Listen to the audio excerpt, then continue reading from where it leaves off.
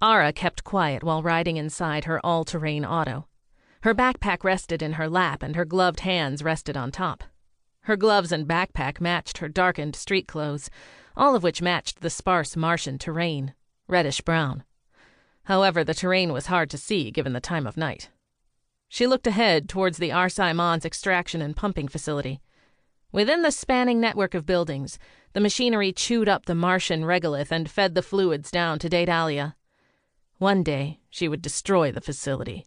Maybe then the Earthers would relinquish control to those who deserved it, the citizens of Daidalia. Tonight, she would merely steal the structural schematics. "You okay?" she asked Rowan. Rowan looked over from the passenger side. "I'm fine."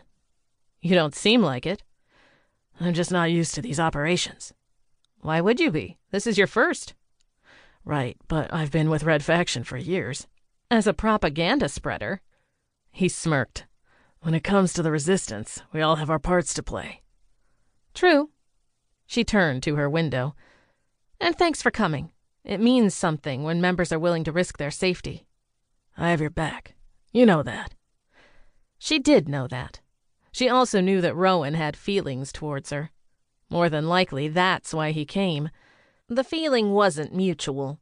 Not because of him. She was incapable of those feelings. Or at least it seemed. As they neared the facility, she unzipped her bag and pulled her pistol. "You gonna use that?"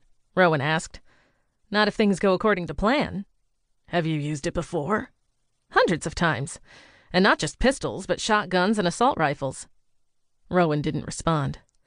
She looked to him and grinned. "I meant in virtual training scenarios. In real life, I've never used a weapon in anger." "Let's hope it stays that way. And you do want it to stay that way, right?" She held his gaze for a moment, then looked down and press-checked the weapon. With a round chambered, she set the pistol aside and went back into her bag. She pulled another pistol and extended it towards him.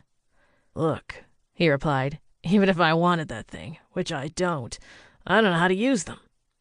"Then use it for intimidation." "Against who? The facility should be empty." "Just in case." He huffed a breath, took the weapon, and slipped it into his jacket pocket. Meanwhile, she locked her pistol into her hip holster, doing so as the vehicle stopped by an access point. "Let's go," she called out. She opened her door and he did the same. After exiting, she slung her backpack over her shoulder, her nose slightly crinkled. Pungent air surrounded them, surely from their distance to Daidalia and its atmospheric units. Good thing they wouldn't be outside long. She approached the entry door, reached for the keypad, and entered the 12-digit access code. After hitting the Enter option, the heavy gray panel slid across. She entered with Rowan right behind. As the door slid shut, she pulled her mobile and activated the guidance program. The directional arrow pointed straight ahead. "Come on," she said, keeping her mobile in hand. They eased down various corridors, passing along offices, meeting rooms, and filing rooms. Each was empty. Finally, they arrived at a computer server room. She punched in another key code, and another silvery door slid across. She and Rowan slipped inside, and she led the way to the mainframe against the wall. She unslung her bag, placed it on a nearby table, and pulled her scanning device.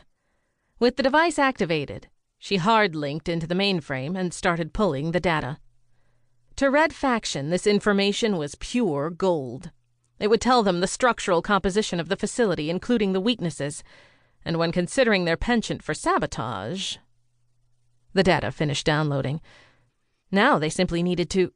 "Shit," she muttered, looking towards an outward-facing window. Out in the hallway, 2 laughing men came walking. She unplugged the scanning unit, stuffed it into her bag, and hustled to Rowan, who hunkered behind a desk. "Who is it?" he whispered. "No clue," she responded, crouching beside him. "Security guards?" "I doubt it. They rove the perimeter, not the interior." The men walked by the window, Ara certain they wouldn't look over. Then Rowan shifted, and his pistol fell from his jacket, clattering onto the floor. "Wait," said one of the men. "Did you hear that?" "Yeah," answered his friend. "It came from in there." "Nobody's supposed to be here, right?" "Nope." The friend laughed. "Not even us."